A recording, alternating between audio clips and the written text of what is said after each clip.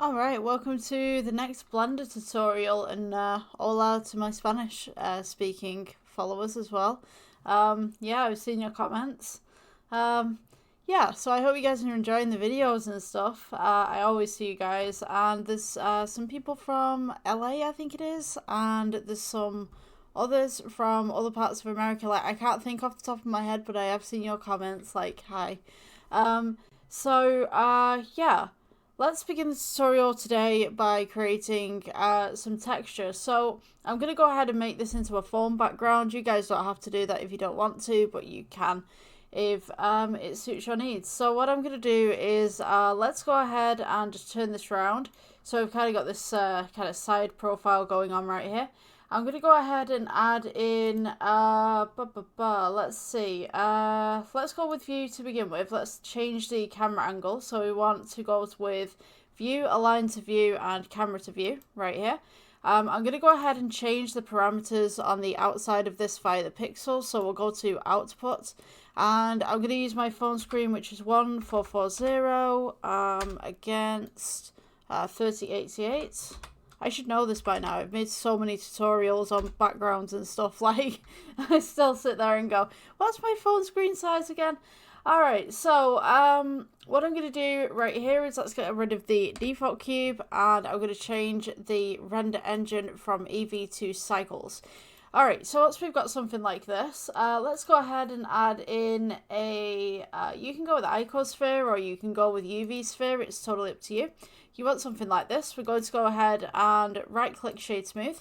We'll come over to the shading tab at the top right here, and we'll amend the initial materials first before doing anything else. We're going to go here into the middle, which is the new tab. You'll notice that you get this principal BSDF output material. Now, for this particular one, we would like a metallic. So what we're going to do is go to the materials tab at the side right here. We'll switch out this principal BSDF to the metallic BSDF and watch what happens to the principal BSDF in the middle. So now it's changed to a metallic BSDF automatically. So let's go ahead and add in our texture. So you can use anything for this. We're going to go with a magic texture. Let's go with color to base color. And just give your computer a couple of seconds just to work out the parameters and everything. Essentially what we want is these nice little dots that are coming through. So I'm just going to distort this just to the point where we kind of have something. I mean, you could have something akin to this if you wanted to. You've got depth as well, so go ahead and experiment with this. Make sure that your material is how you would like it. I'm going to go with something like this actually, and maybe just scale this upwards just a little bit. Obviously, scaling upwards is scaling down, which is kind of counterproductive. But yeah, if you scale down, everything gets bigger. If you scale up, everything gets smaller. Alright, so I'm going to have something like this. Let's go with add, and we will go to color ramp, spelled the American way without the U. And we will add this in the middle. So now we have this nice little black and white kind of sphere. Now if you move the black towards the whites, it will contrast a lot more. So it depends. This is more kind of like a cartoon look compared to if we pull this outwards a little bit more. You can see there's a little bit more shade in there. So depending on your preference and what you would like, just go ahead and amend these to how you would like them. Alright, so what I'm going to do for this one is let's go with a gold for the black. So just go ahead and change that black to a gold. You can add a black in there again if you want to, just to make it a little bit darker and add some more tones. We'll do that in a second. I'm just going to get something nice and peachy, just in the middle of yellow and orange. Just about there. Now, if you guys want the exact same colour, just copy the hex right here. So, yeah, we'll go with that, and then I'm going to go with a blue, actually, for the other side. You guys can choose whichever colours that you would like. So, let's go with, I like that royal. That royal's nice. Okie dokie. So, I still want some of that texture in there. So, I'm just going to back this up a little bit. So we can see the texture at the top right here, and then we can deal with this. So if you grab the color ramp, and then grab the magic texture, bring these up to the top. I'm going to go ahead and Shift D these. to the bottom. And to be honest with you, I was going to keep the colour ramp originally, but to be honest with you, I'm going to get rid of it.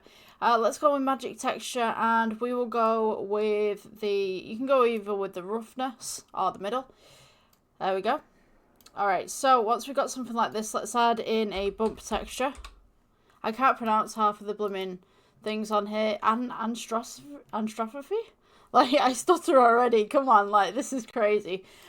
So, once we've got the bump in the middle right here, and we've got the magic texture, we're going to go with colour to height. And then we're going to increase the distance so that we've got this kind of nice little waved kind of texture pattern in the middle right there. You can go with filter as well if you want to. Totally up to you how high you want to put that. Depends on your preference, but you should be somewhere in this ballpark with the project. Okay, so what I'm going to do is let's go back to layout. And let's see how this looks. So we can see that we have the reflection right here. Just make sure that you are in cycles and not Eevee.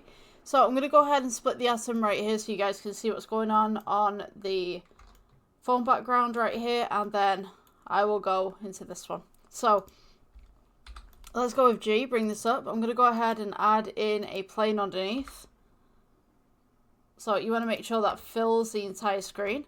Let's take this initial UV sphere right here. Let's press G, bring this down. So this just sits on the top of the surface. The next thing that I'm going to do with this is I'm going to go 7 to heaven. Let's go with Shift D. We'll place one next to this. Shift D next to this. And essentially we're just making rows of little balls. So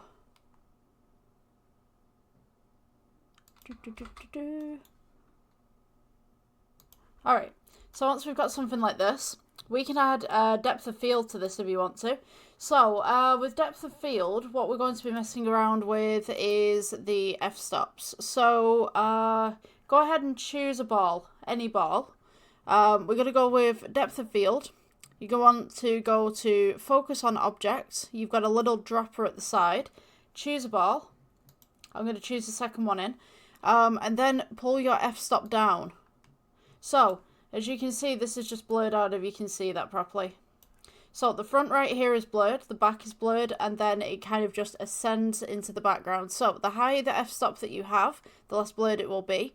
The lower the f-stop that you have, the more blurred it will be. So depending on what you would like and depending on your preference, is dependent on how you would like to make this. So I'm going to go ahead and I'm going to do 0.3 on mine. So I've got this blurred one in the front right here. I've got the blurred ones at the back, but these two are kind of just peachy in the middle. Alright, so once I've got something like that, we're going to amend the lighting. So let's mosey this on over.